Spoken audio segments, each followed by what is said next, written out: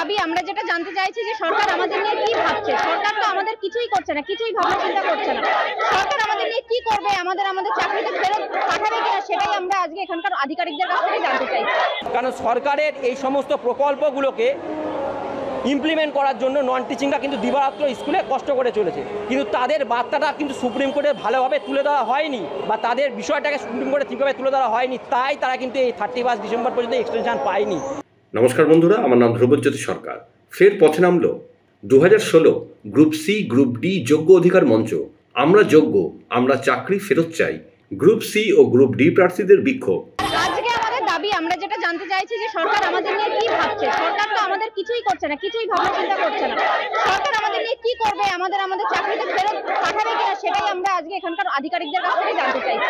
Supreme কোর্টের ভার্ডিকের 45 নম্বর পয়েন্টে যেখানে স্পষ্টভাবে বলা আছে, যারা সিবিআই দ্বারা এবং এসএসসি দ্বারা আইডেন্টিফাইড তাদেরকে মাইনে ফেরত দিতে হবে, অর্থাৎ তাদেরকে একটা লিস্ট প্রিপেয়ার করতে হতো। বলা হয়েছে নতুন সিলেকশন প্রসেসের কথা, তার জন্য তাহলে যোগ্যদের একটা লিস্ট তৈরি করতে হতো।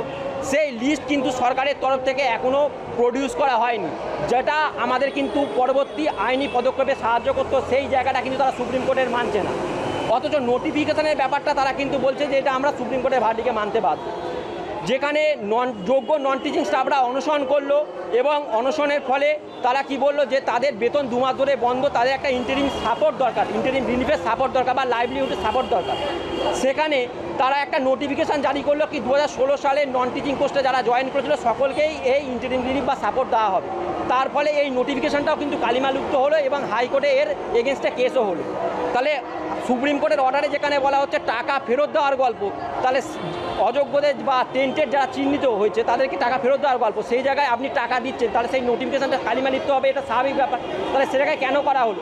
প্লাস এখানে অনেকে বলছেন যে যোগ্য বলে নন টিচিং স্টাফের কেউ নেই, সকলের চাকরি বাতিল হয়েছে।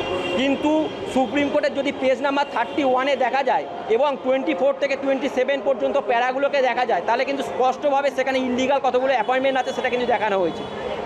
কারণ যোগ্যরা স্কুলে ফিরতে পারেনি, তার কারণ হিসাবে যদি MA অ্যাপ্লিকেশানকে দেখানো হয়, তাহলে তার দায়ভারও কিন্তু প্রত্যক্ষ বা পরোক্ষভাবে সরকারের। কারণ সরকারের এই সমস্ত প্রকল্পগুলোকে ইমপ্লিমেন্ট করার জন্য নন টিচিংরা কিন্তু দিবারাত্র স্কুলে কষ্ট করে চলেছে, কিন্তু তাদের বার্তাটা কিন্তু সুপ্রিম কোর্টে ভালোভাবে তুলে দেওয়া হয়নি, বা তাদের বিষয়টাকে সুপ্রিম কোর্টে ঠিকভাবে তুলে দেওয়া হয়নি, তাই তারা কিন্তু এই 31 ডিসেম্বর পর্যন্ত এক্সটেনশন পায়নি। আর সেটাকে বেস করে সকল নন টিচিংকে গুলিয়ে দেওয়ার যে চেষ্টা, সেটা কিন্তু কোনোভাবেই ঠিক নয়। যোগ্য নন টিচিংদের সম্পর্কে কিন্তু আপনাকে স্পষ্ট বার্তা সরকারের আধিকারিককে দিতে হবে, এটা হচ্ছে আমাদের দাবি। আমরা আপাতত বিকাশ ভবনে যাচ্ছি এবং সেখানে আমরা চাইছি শিক্ষামন্ত্রী আমাদের সঙ্গে দেখা করুক এবং যোগ্য নন টিচিংদের সম্বন্ধে ওনারা সুস্পষ্ট বার্তা এবং অবস্থান ওনারা জানাক।